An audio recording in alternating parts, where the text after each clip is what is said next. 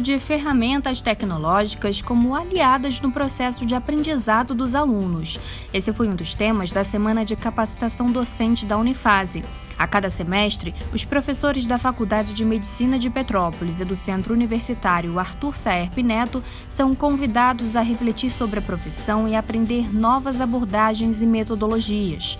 O programa é promovido pelo Núcleo Pedagógico da instituição desde 2009.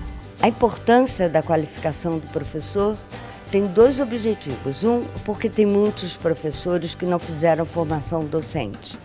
Então a gente precisa qualificar pedagogicamente. E a outra é porque o Brasil, nesses últimos anos, passou por momentos difíceis, né? De repente a gente teve que ficar no remoto, de repente você tem que ficar no EAD.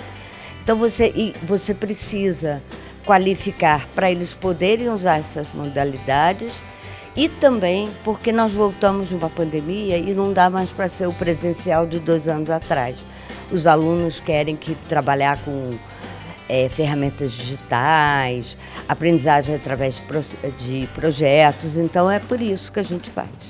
O programa de capacitação docente foi uma das coisas que mais chamaram a atenção de Rafael Curioni quando ele chegou na Unifase há quase 5 anos. Professor no curso de Psicologia, ele fala do impacto positivo do projeto no cotidiano.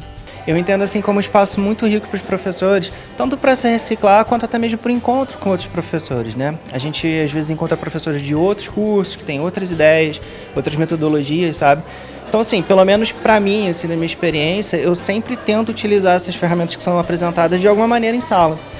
E assim, isso é interessante porque em alguns momentos você tem uma aula um pouquinho maior e aí você consegue utilizar essas ferramentas para você fazer com que os alunos fiquem mais interessados e também para a gente acaba também ficando um pouco menos cansado, assim, né? A gente consegue ter uma metodologia mais fiel, assim, pelo menos com a qualidade melhor, né? Nessa roda de conversa sobre acessibilidade pedagógica foram apresentadas propostas de métodos e recursos que podem auxiliar no desenvolvimento dos estudantes com e sem deficiência. A acessibilidade pedagógica, ela contempla não só os grupos mais especiais, vamos colocar assim, como também outros, né, os alunos de uma maneira geral. Slides, né, maneira de se colocar, atividades que a gente possa propor extra sala de aula que ajude nesse processo de aprendizado do nosso aluno. Assim, além dessas pessoas que de fato a gente precisa ter um olhar com um carinho, né, maior, né, audição, visão, a gente tem que pensar no aluno como um todo, é uma geração diferente, né? Então o professor ele tem que estar antenado para esse lugar, né? O lugar de que o que eu estou fazendo está atingindo o meu público-alvo e a gente tem que estar pensando nisso o tempo inteiro. Então assim, a acessibilidade pedagógica, na verdade, é exatamente isso. O professor se preocupar o tempo inteiro se aquilo que está sendo passado, de fato, vai estar chegando no público que a gente precisa. O aluno também tem papel importante no próprio processo de aprendizado. Com as transformações no ensino tradicional, cada vez mais o estudante é entendido como o personagem principal. É o caso das metodologias ativas, que estimulam a aprendizagem autônoma e participativa. Nesse encontro foi abordada a importância de aplicar essas estratégias, sobretudo no modelo de ensino híbrido. Isso porque, se por um lado a tecnologia e a internet podem proporcionar benefícios à educação, por outro, pode tornar o processo passivo, sem o estímulo necessário.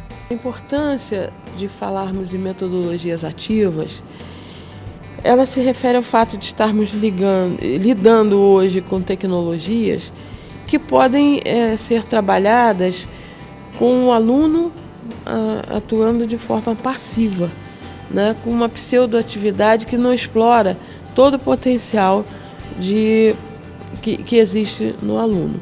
Então, quando você coloca a importância de metodologias ativas, você está solicitando que o professor pode utilizar o envolvimento biológico do aluno, fazendo ele pensar, fazendo ele dialogar, fazendo ele interagir com os alunos. E nesse momento, nessa situação, ele se sente protagonista de todo um processo no qual até então ele poderia ser passivo, né, e até desinteressado pelo processo de aprendizagem. Isso nos é colocado num momento também em que, em função da pandemia, existe uma tendência muito grande a que se caminhe para momentos em que o trabalho pode ser híbrido. onde você alterna a grandeza do presencial e toda a imensa possibilidade dos recursos que são tecnológicos, à distância, né, de tal forma que se combinem de um jeito ou não.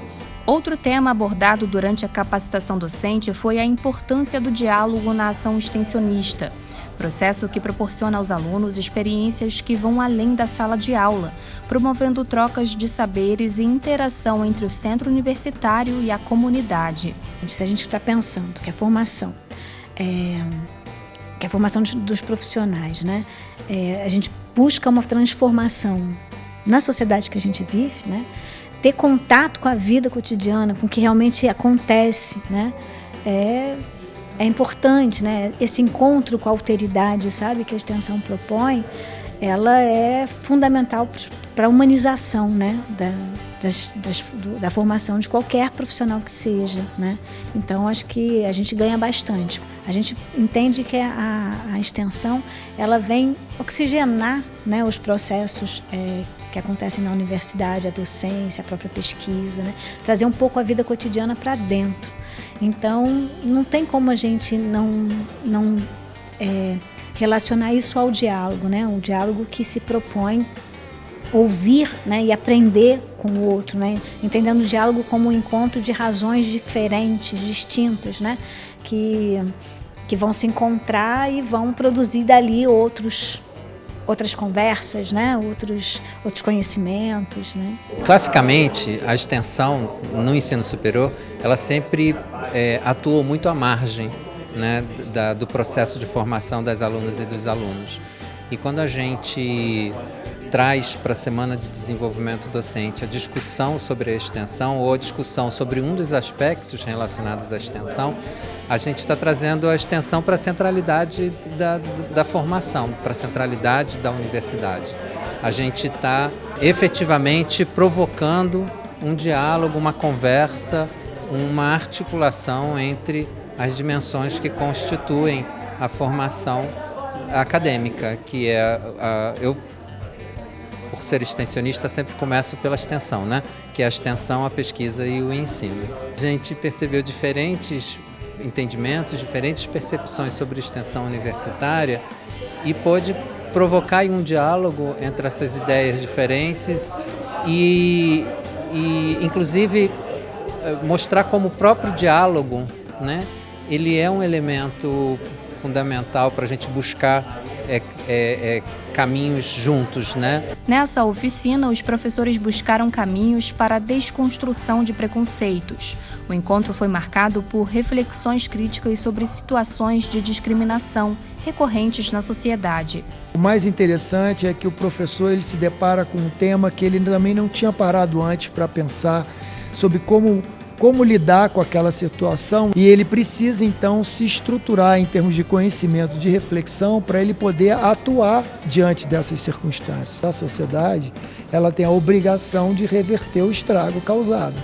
Então a sociedade ela adota culturalmente várias modelagens, né, de relação social que causam dano, causam conflito, violência à mulher, feminicídio, discriminação. Tudo isso é uma grande violência, fruto de um modelo educacional social. Cabe à universidade o papel de refletir sobre isso, refletir sobre esse estrago e reverter esse estrago, né? A oficina nasceu da roda de conversa Regar, projeto que vem propondo a discussão dessas pautas dentro e fora da Unifase. Essa sigla Regar, ela significa raça, etnia, gênero, sexualidade, ambiente e reflexões, reparações, reações. E a gente está no intuito de levar essas temáticas que estão importantes, que têm cada vez mais se mostrado urgentes em discussões dentro de nós como sociedade e, consequentemente, muito importantes dentro do ambiente universitário.